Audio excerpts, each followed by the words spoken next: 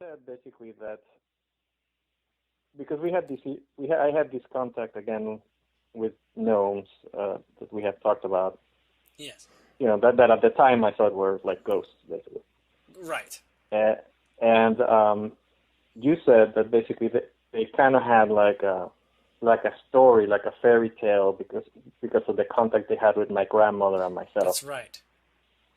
And we had kind of left it open because you said that you had more information as to what that tale was exactly. Mm-hmm. And I want to give you the opportunity. I want to take the opportunity now Ah. to hear what you Okay. know about. Okay. Well, let's listen in.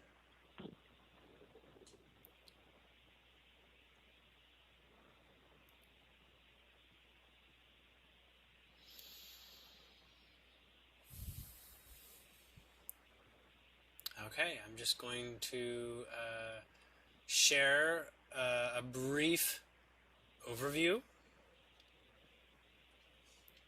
This tale, well, you'll get the sense of it. I was about to describe the moral of it, but it doesn't matter. This tale involves the shift from when humans began to disconnect from, interesting, they're calling it the Wild Kingdom. The Wild Kingdom is also known as, like, the fairy realm, where things that have wild skills and powers in the wild and experience that in a very connected to nature type of way. It begins with where there are humans that are, we'll say, free of strong influence, like we'll say even dictatorship or feudal society. Um, this would be synonymous with the Celts, the original life experiences of the Celts, but that goes back in many, many other kinds of generations as well, where there was many stories that essentially denoted the history books. And this story is like a history book in itself. And the way in which your family ancestry is associated is because it has come to a level of repetition in more modern times. Your family has had exposure, but in earlier times had a much greater alignment. We'll say somewhere around 160, 170 years ago from right now. They had a cooperative relationship, and they had regular contact. This regular contact is as a result of I'm getting a whole village that got on with the gnomes of the region, and there came a point where they began to develop an infrastructure that was more organized, more, would just say, involved organization from outside governmental influences, or something along those lines. And the gnomes taught that that was not necessary, and actually to for everyone to sort of stand up for themselves and to basically not take it sitting down. But the people made their choice to not listen, and it wasn't that they harbored any regret or any resentment, but they did feel that after the decision was made, that the gnomes felt like they should find a new place because they were not going to feel comfortable under this environment. This was not expected by the humans. And so what happened was a couple families, yours included, basically left with them and became a little bit nomadic. You might be able to trace this if you look in your family tree. It even include crossing water in the same water vessel, which is amazing to think about. Do you get a feeling of where that original village was? I'm getting it was from like more like South America. Like I'm getting the upper area of South America. Like that we'll say it's still in the Caribbean. Does that make sense? The upper area of South America. South America, the top point of South America. You're talking like Venezuela, Colombia, Maybe. areas like that? Yeah. We'll say the Caribbean zone. Like, the Because there's a whole lot of Caribbean islands in the Caribbean. It could be. Anyways, there's something involving traveling by boat, large boat, and the gnomes having to get the help to be stowaways. Now, they don't need to travel by boat, they're saying. They have, we'll call them ferry portals, okay? So that they don't need to travel across water that way. But regarding the timing, the portals were not ready. And so this was kind of a rushed experience. But it was made possible by the family acting as protectors, acting as those that were devout to their protection. And this is part of what made the relationship with the family so strong, is that there was a strong cooperative bond going on. And this moved on to the point where they literally farmed the same land together. Now, they don't really farm so much, but I'm getting that they did get involved in human farming, which led to some extremely synchronistic, wonderful crop growing opportunities. And so the family had a we'll just say they did well. They didn't become rich, but they did really well. And so there were some children that were born, some gnomish children that were born at the same time as the human children, and they basically grew up as brothers and sisters in a way, because there was not really like a school or a place.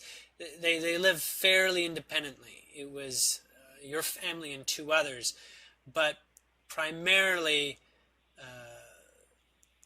most of the cooperation involved around your family ancestry.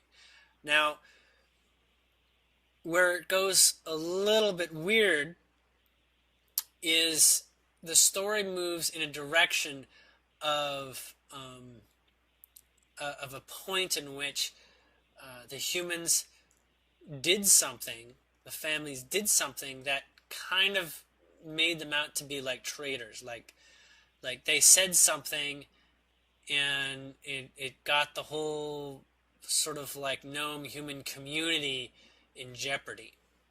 And it had something to do with the crops themselves. Like, how did you get such great crops or whatever? It's like, well, we have good workers and whatnot. It's like, no, we need to know, all this. And they would get seeds, and they'd share the seeds. And the seeds would do well for one season, but then the seeds wouldn't continue to do well, even though basically they didn't have the same energetic connection with the whole process. So there was basically people who wanted to know what was going on, and they began to basically accuse them of witchcraft and all sorts of occult crazy stuff. And so they said, well, we've got these little friends. We've got these little these little humans, and they they only work with us. And so your family got in a lot of trouble at that time, both with the gnomes and with those that were trying to figure out what was going on. And the gnomes came to finally come to an agreement with, or excuse me, an understanding where they began to see that humans were not prepared for the kinds of connections to nature and all this, and they knew through their extended gnome families that this was going around, that this had been going on for some time. They were just hoping that they had sort of dodged that bullet, in a sense, and so they went into more of their nomadic type living, and would periodically come back and see if any of the children had donned aspects of the ancestors in ways that they were ready to play again and to discover again together.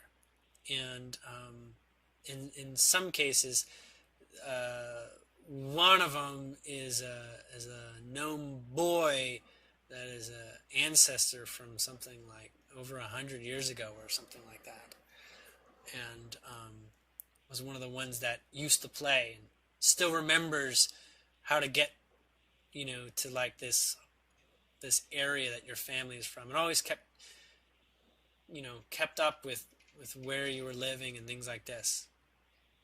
So that's the basic story. There's lots of smaller adventures all littered throughout, where your family was gifted with so many blessings by them.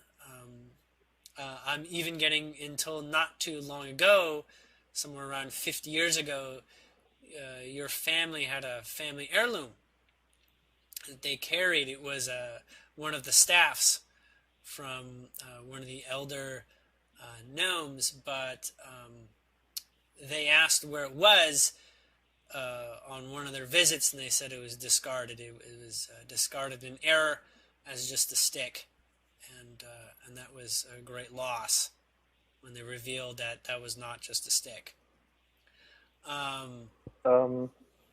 Any part of this is particularly related to me when I was young? That's related to young because they were checking to see if you had the inborn vibration and aura that the ancestors that they remember had when being ready to have a relationship with them. And they're looking for when human society will sort of open up their arms to them again. And in some parts, in some ways, they hope that, or expect actually, that someone will carry on the torch of the original relationship in your family. I know. I know my sister had a, how do you call it?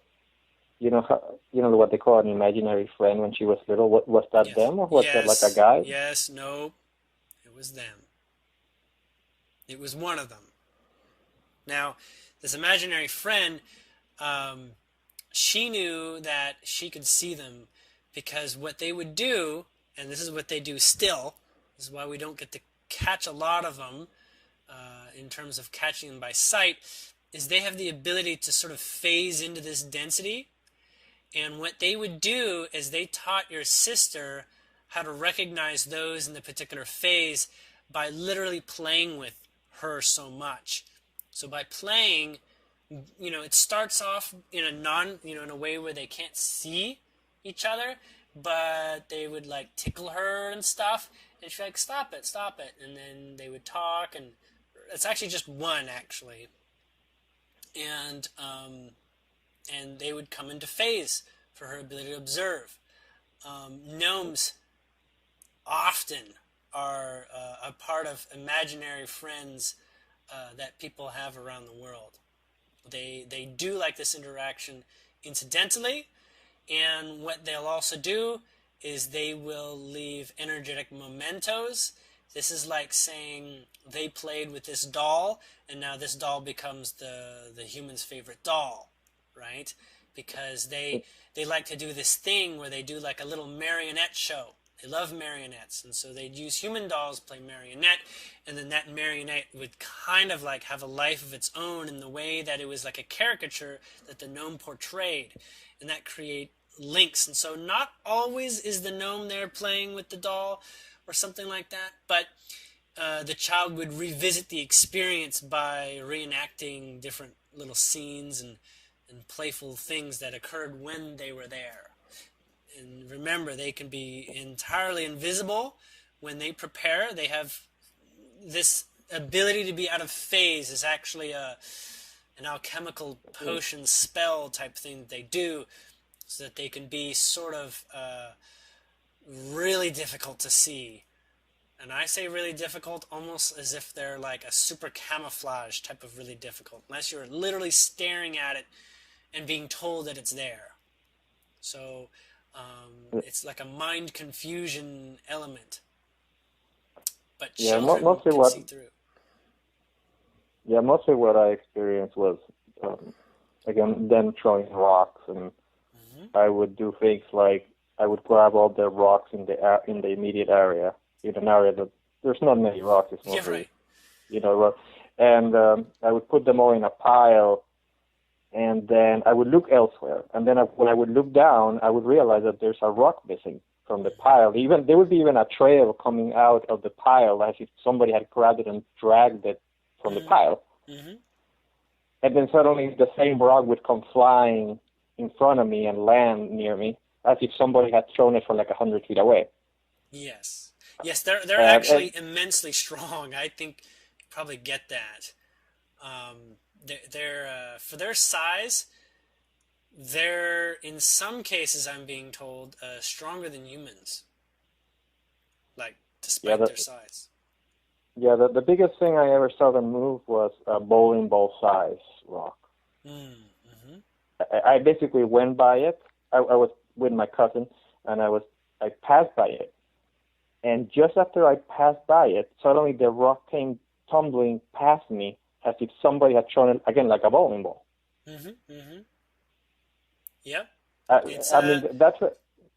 It's a game, and it's used to get your attention, to let you know, to start opening your mind to the possibilities. Now...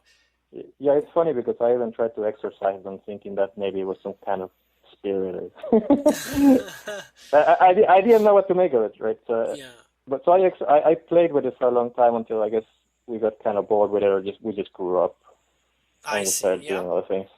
Well, that's precisely what they were trying to follow along and see what you were ready for.